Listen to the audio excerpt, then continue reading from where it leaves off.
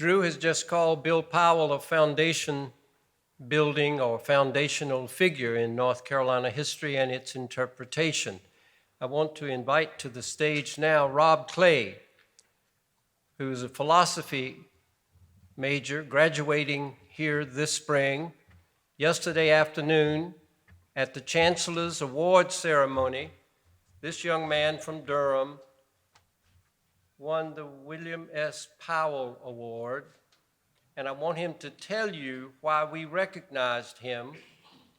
He is a man of many words, I'm sure, and he sees that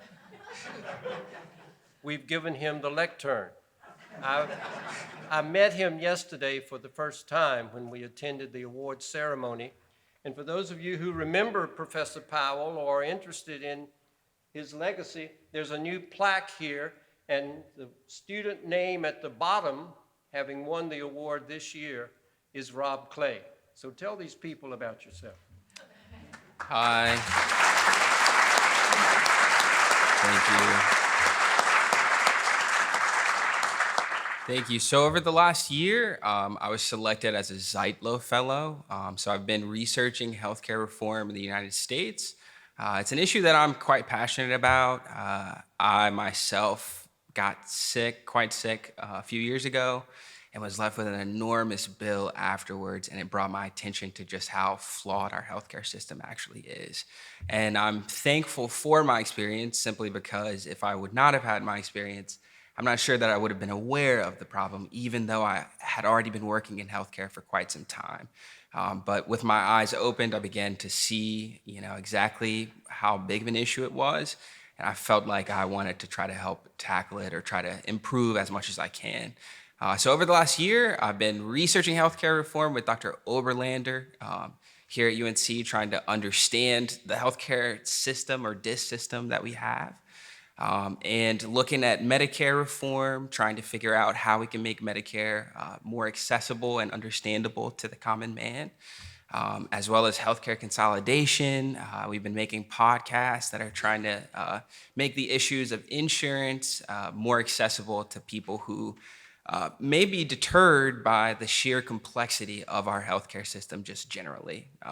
So over the last year, again, we've come up with some cool ideas about trying to explain Medicare and try to help other local people in Chapel Hill and Orange County to be able to enroll, especially because North Carolina has recently expanded healthcare or expanded Medicaid and Medicare. So yeah, we've done a lot of cool work and have tried to make it accessible. I am very honored to have won the award. I cannot lie, when I got the email, I was a bit surprised just because as complex as healthcare is, I barely feel that I have a handle on it. But I'm just quite thankful to have been recognized. We've been working hard, and thank you to everyone. I'd like to thank my family for supporting me throughout everything. Thank the Zeitlos for providing a wonderful fund that has allowed us to be able to really dig deep into research recently. And thank you all for presenting me with the award as well.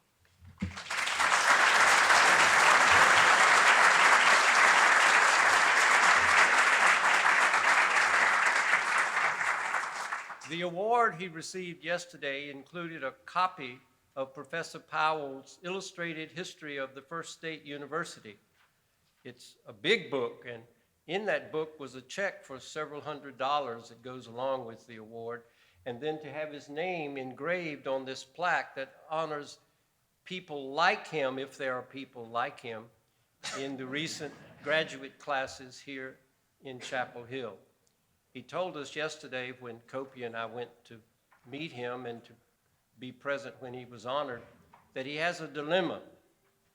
It doesn't have anything to do with medicine so far as I can tell. He wants to go to law school. And his choices are Columbia or Duke.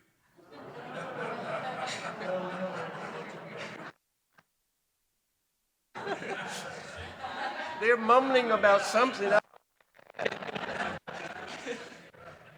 But I'm so thrilled that we can carry forward Professor Powell's name and tradition, recognizing young people who become agents of change within the university so that the interpretation of our culture is related to the doings of the university. That speaks well.